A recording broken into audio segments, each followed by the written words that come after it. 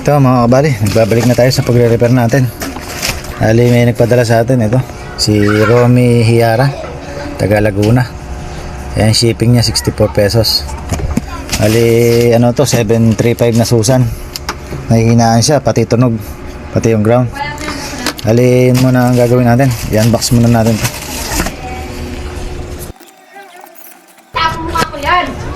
Ito mga kabali, wala naman tayong nakitang ano, medyo lumobo. Wala rin nasunog. Pwede natin testingin to. Sabi naman ma-under naman to. Ayan, naka-setup na. Battery na lang ng positive.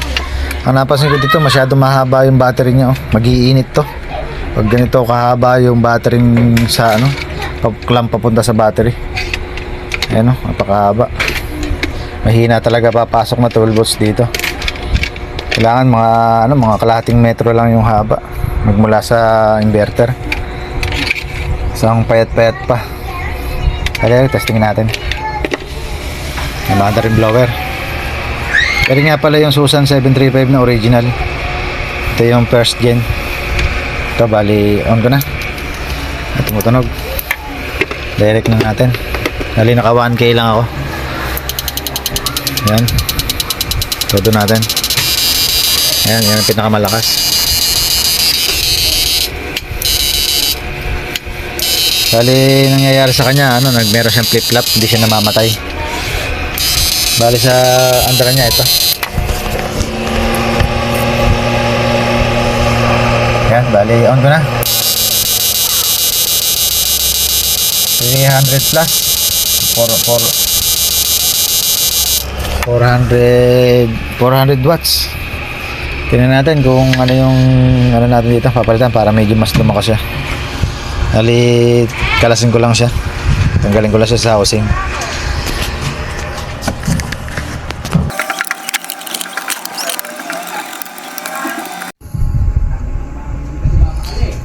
Ito mga kabali, ito yung ginawa ko na lang. Bali gumawa ako ng rito, nakapix na lakasan. 10K saka 2.2R. Ayan, may center top. Tapos yung naglagay na rin ako ng patayan ng flip-flop. Ito yung switch. Bali dito yan pinapatay. Bali meron na akong video nito, ulitin ko lang. Bali ito yung yung transistor natin. Ito.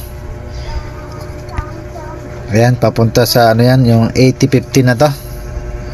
Pinat lang natin dito. Dito tayo naglagay ng switch papunta sa PC817 natin. Autocoupler. Yan, nag-cut lang tayo dito sa paa. Doon natin puputulin yan. Tapos yung resistor na natin dito, 10K. Ay, hindi pala. Bali, ayan, 39K dito. Ginamper na natin yan para mas lumakas. Ayan. Bali lang ginawa natin. Nagpalit din tayo ng ang kanyang capacitor, ginawa na natin 5UF. Naglagay na rin tayo ng spring natin, ayan, para medyo gumanda tunog. Ayan. Tapos ito yung lakasan natin, binago natin to. 10K yung nakalagay dito, ginawa natin 500K. Dito natin nilagay yan sa lakasan natin. May video na ako nito nung una kong ginawang ganito. Pero sa yun? Sa 835. Ito naman 735 naman to. Bali dito tayo naglagay ng nagpalit tayo ng resistor dito. Pilitan natin ng 390K.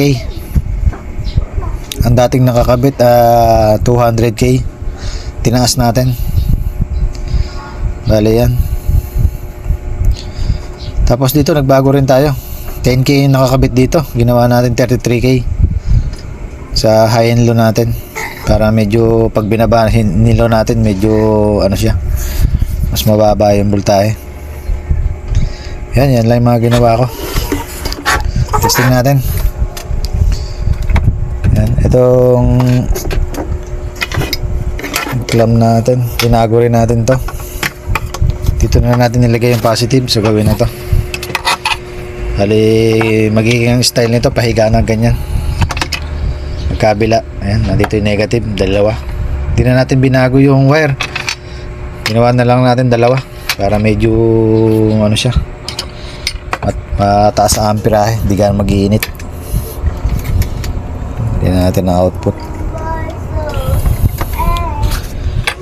Bali yung testing natin kanina, nasa 400 plus lang yung flip-flop.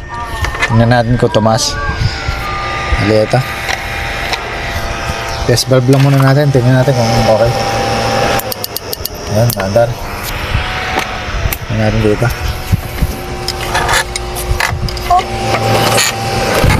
Naituto ko na sa ano, tester natin. Ayan, bali sagad muna natin. Ayan, nakasagad na yan, naka-high din. Ayan, pa 500 na rin siya.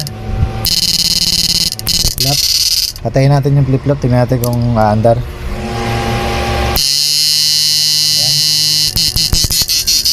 aandar naman siya sa 1K.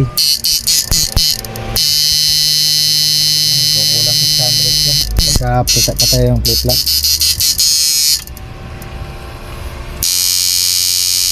Ayan, low. Okay naman yung low niya. High. Ayan.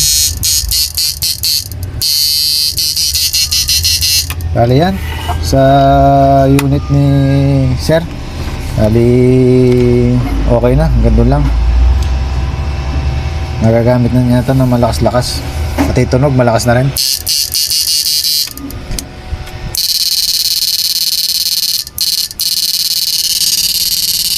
Bali sa problema niya okay na.